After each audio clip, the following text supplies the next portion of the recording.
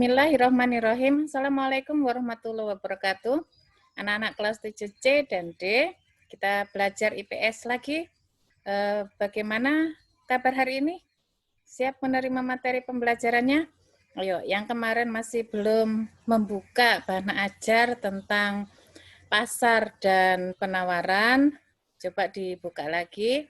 Dan kita akan melanjutkan materi lanjutan dari pasar. Tentang apa? Oke, Ibu akan share dulu. Tentang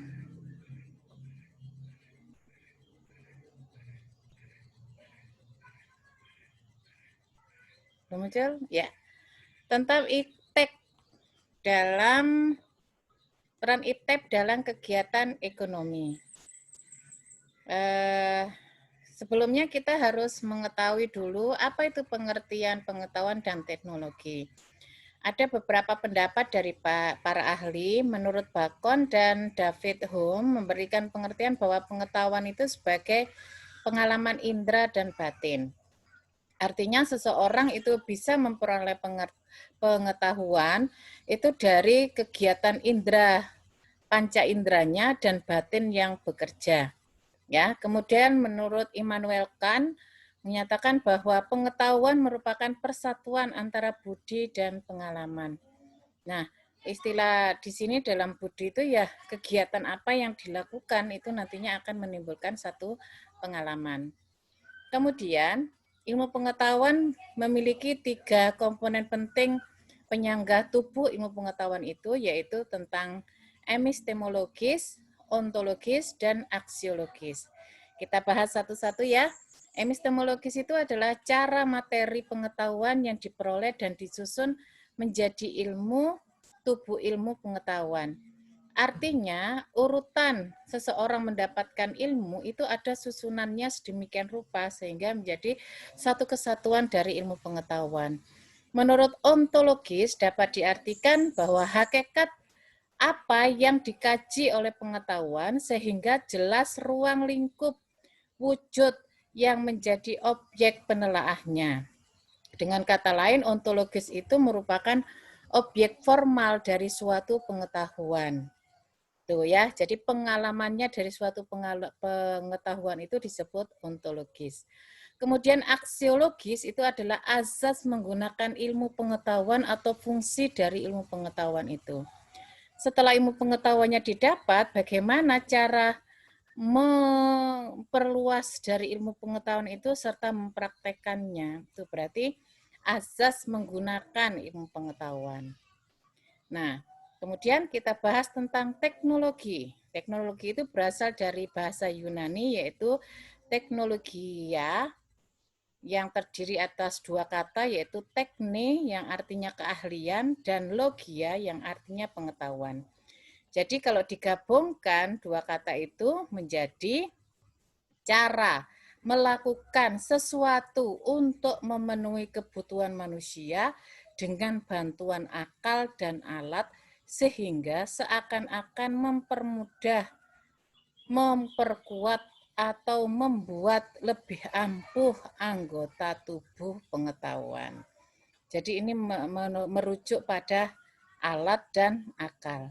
Nah, pengertian lain dari teknologi itu ada beberapa, yaitu yang pertama, proses yang meningkatkan nilai tambah. Produk yang digunakan dan dihasilkan untuk mempermudah atau meningkatkan kinerja. Serta struktur dan sistem di mana proses dan produk itu berkembang dan digunakan. Nih ya, karena dia tadi mematok pada akal dan alat. Jadi ini menuju ke proses, produknya, struktur serta sistemnya dari perkembangan teknologi. Nah, sekarang bagaimana pengaruh IPTEK bagi masyarakat? Ada 2 dampak yang diakibatkan. Yang pertama dampak positif. Misalnya di bidang pendidikan. Sekarang itu lagi maraknya ilmu pengetahuan dengan menggunakan media elektronik. Jadi guru itu bisa dianggap bukan satu-satunya sumber ilmu pengetahuan. Kemudian nanti akan memunculkan metode pembelajaran baru yang memudahkan siswa dan guru itu bisa belajar secara enjoy. Sistem pembelajaran yang tidak harus melalui tatap muka. Nah, ini yang sekarang kita terapkan seperti ini ya.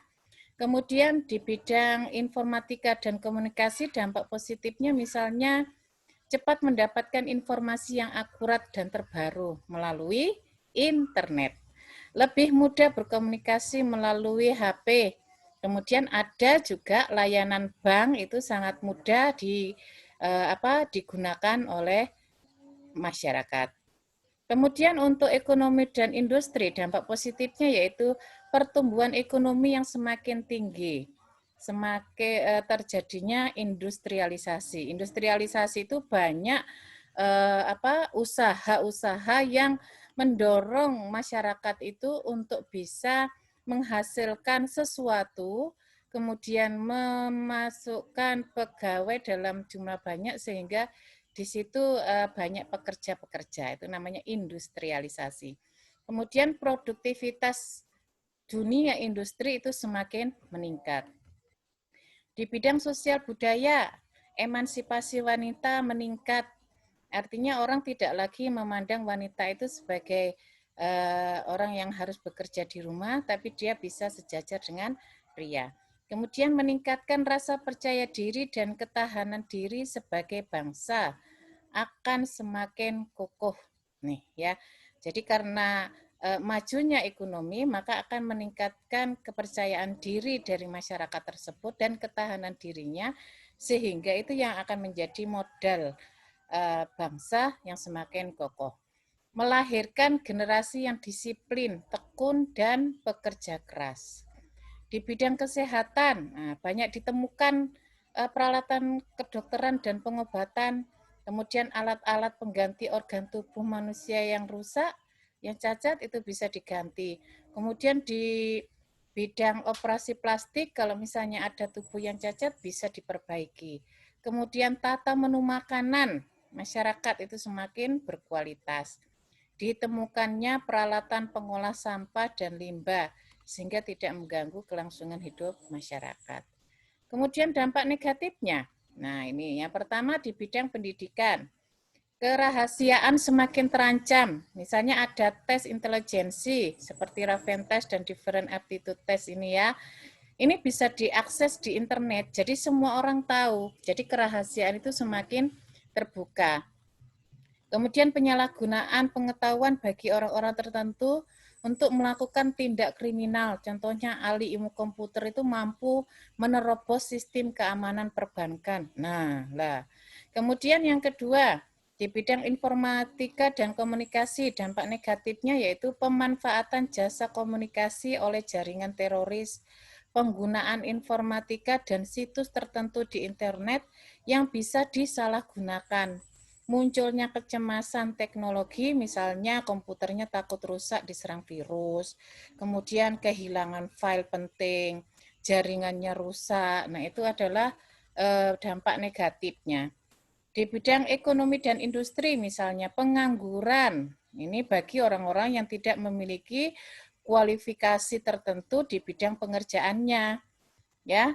Kemudian melahirkan generasi yang berperilaku konsumtif, boros, dan bermental instan.